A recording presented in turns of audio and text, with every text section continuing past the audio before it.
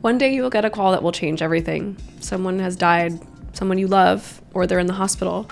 If the will, passwords, and decisions aren't in place, you will be scrambling in the middle of your grief. Let's try and avoid that. I'm Allie Jane Ayers, and this is Money Changes Everything. Let's get morbid, the estate plan you and your parents needed yesterday. Key takeaways. Get your will, power of attorney, and healthcare proxy done. Do it now. These conversations are not easy, but make sure you know what your parents' wishes are before it's too late. Get clear on your role in your parents' health and wealth decisions. As if handling your own financial shit wasn't hard enough, I'm now asking you to add your parents into it. Because if your mom's will is in a drawer with her expired passports buried beneath 20% off Bed Bath & Beyond coupons, also expired, you are not prepared. Estate planning usually starts with a phone call. Sometimes it's expected, sometimes it's not. Someone you love deeply, someone who raised you and whom you have somewhat complex feelings about has passed. But what comes after this is almost always the same. One sibling is crying, one is angry, and someone is rifling through the desk drawers looking for the will. They find a manila folder labeled important. Inside are 3 paper statements from 2003, a typed will no one signed, and a post-it that says, "Lawyer?" And absolutely nothing else useful. There's a Dell computer collecting dust in the corner that no one appears to have used in years. There's a cell phone with 18,789 unread emails, which are mostly New York Times news updates and Kohl's coupons. No one seems to be able to remember the name of the financial advisor guy. That was Dad's thing, and he passed away 5 years ago. Everyone is grieving and wants to process their grief in their own way. But meanwhile, there's paperwork to fill out, accounts to access, banks to inform, attics to clean out. Oh, and should we sell the house? Who's going to cover the hospital bill? Did she have insurance? Is the house paid off? You'd think this is the kind of thing that happens to other families, but it doesn't. It happens to everyone. If you've been here a while, you might remember my earlier piece, Do We Have Secret Family Money?, where I broke down how to start the terrifying, awkward, and absolutely necessary conversation with your parents about whether you're going to inherit a house or a headache. That post focused on the emotional side, shame, secrecy, and figuring out whether you'd be supporting your parents or they could support you. This piece picks up where that one left off. Now we're talking logistics, paperwork, passwords, and wills that are actually signed. Because knowing there is money or isn't is only helpful if you also know what happens when it's time to move it, management, or divide it up without starting a family war. Most of us treat estate planning like something you can put off until your next vacation, until the next birthday, after the next election. And then we just don't do it because it's awkward or confusing. Or maybe you think it doesn't apply to you because you're not a tech founder or a land baron. Or maybe you just don't want to confront your own mortality or ask your mom to. But if you have a bank account, a car, a child, a pet, or any hope of dying with dignity, you need an estate plan. And so do your parents, especially your parents, because they are older than you. And if you're not already responsible for other people, the aging kind or the baby kind, you're past due for getting your affairs in order. You are the emergency contact now. For most of your life, someone else handled the logistics, but you're not the kid anymore. You're the one who's going to get the call. You're the one they're going to ask for the power of attorney. You're the one who's going to have to decide if someone gets cremated, buried, or launched into the sea. And if you're lucky, you'll have time to do it right. Estate planning is love in legal language. Let's do away with the idea that asking about the estate is greedy or morbid. There's a stigma that the sibling who asks, "What are the plans for the family home?" is the one who wants it. This is about making sure families stay together and that there are fewer fights. This is not about greed or control. It's not about being the responsible sibling or the favorite one. It's about making sure no one has to untangle a nightmare in the middle of their grief. Remember, money changes everything. So here's what you and your parents need to do. Ideally this month, not eventually, not after someone gets sick. Now. We'll start with you, because it's easier to point fingers after your own house is in order. The absolute minimum you need to do right now. First, have a little quiet moment, maybe at a coffee shop, maybe on a walk. There are a few important decisions that you'll need to make before you start the legal process. Who will get your stuff, your money, houses, watches, intellectual property? Who should make healthcare decisions for you? keep you in a coma, or pull the plug? And who can make financial decisions for you? Who can withdraw money from your bank account and pay your rent? It's also probably good to think about who will be the executor of the will, i.e., who do you trust to carry out your wishes?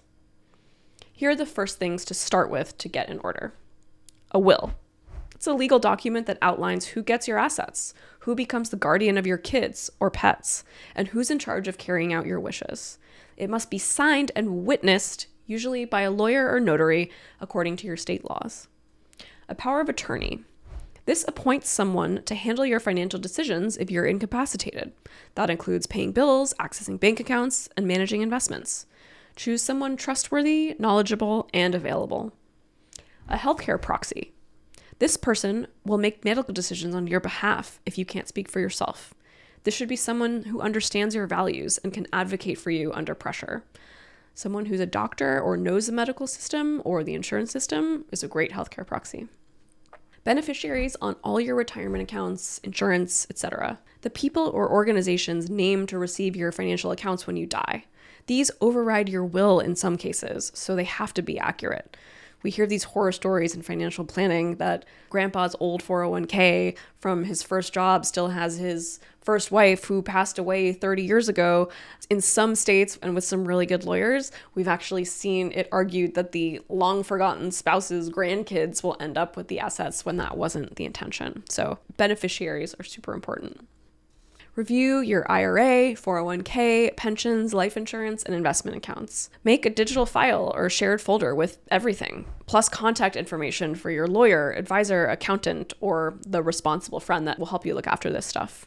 I recommend a secure cloud-based folder with copies of everything I've mentioned above, plus account summaries, contact info for your lawyer or advisor, and any relevant login instructions. Store it in Google Drive, Dropbox, or use a password manager with document storage like 1Password. Without these things, you are leaving very important decisions up to doctors, hospital administrators, and backed up in public courts. If anything I've said has resonated with you, please read the fantastic book, What Matters Most by Chanel Reynolds. She is the authority on how to get your shit together before something terrible and tragic happens. Don't have the things that I just mentioned? That's fine. But now there's no more pretending you're just waiting for things to slow down. This stuff is not easy. You need to start planning, and you need to do it now. So once you've taken care of all that for yourself, now it's time to talk to your parents. You don't need to know how much money they have.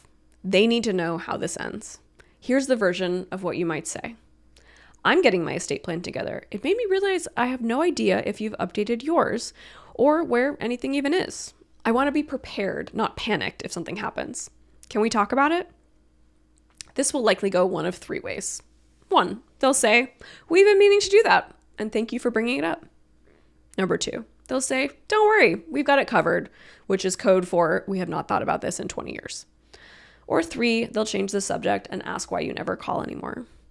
None of these outcomes is ideal. I'll share some tools to start the conversation and keep the process from stalling. The goal here is open communication, so you'll have to do some maneuvering to make this extremely uncomfortable conversation tolerable for everyone involved. 10 things you actually need to know about your parents' estate. You don't have to cover all these below in one conversation, and truthfully, you might not get to all these, but if you start the process, you'll get somewhere. Here's what you need to know about what your parents have planned. Number 1, do they have a current will? Is it signed, and where is it? Not, we think there's a will. Not, a lawyer did it years ago. You need to know, is there a will? Is it signed? And does it reflect current people who are living?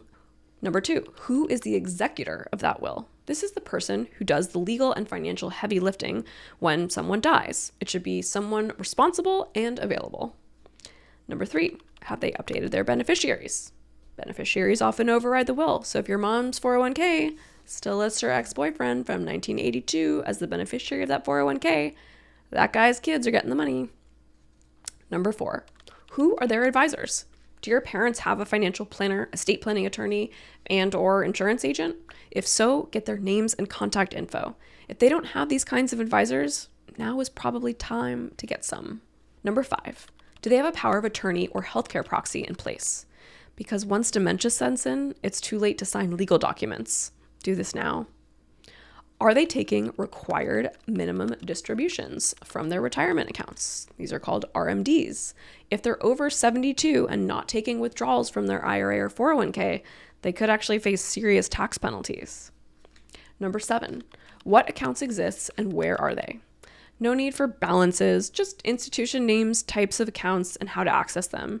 A spreadsheet or shared Google Doc works wonders here. If you get a Post-it with some scribbles on it, that's fine too.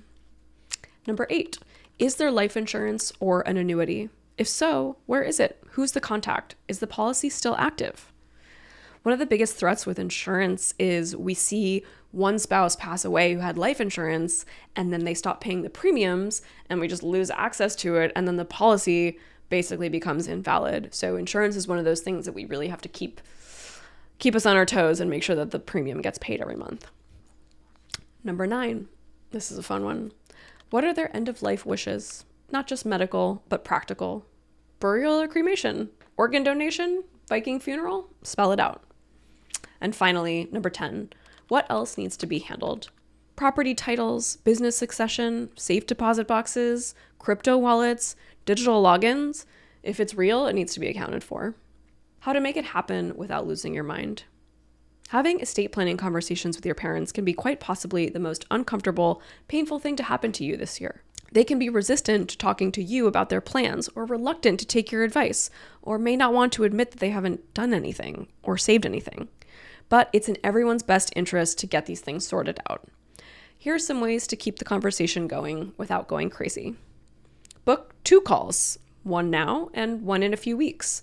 The first call, or a visit in person if you're nearby, might just be setting the stage. Having a second call booked already ensures that you can continue to get your answers from your parents and insight into what their plans might be.